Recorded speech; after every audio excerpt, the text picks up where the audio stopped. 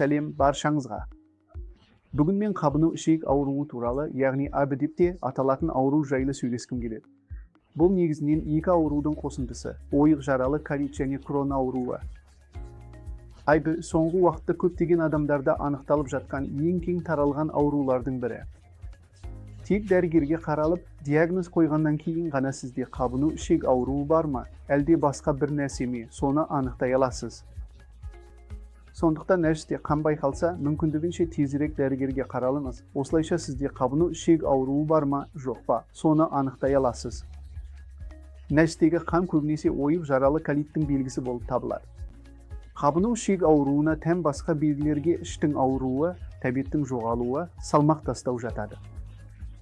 Кейде сізде, әсіресе крон ауруы бар науқастарда жиі кездесетін жылан көздерде пайда болуы мүмкін. Қабыну ішек ауруын емдеу әдетте сатылы емдеу немесе кері сатылы емдеу тәсілдерін қамтиды.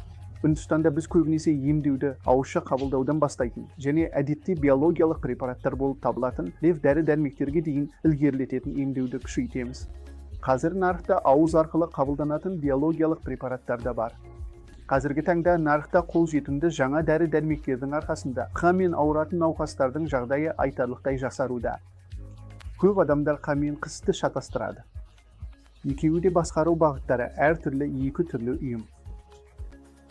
Сондықтан төменгі немесе жоғарғы асқазан-ішек жолдарына қатысты қандай да бір белгілер байқалса, әрдайым дәрігерге қаралып, жағдайыңызға сәйкес ем қабылдауыңызды ұсынамын.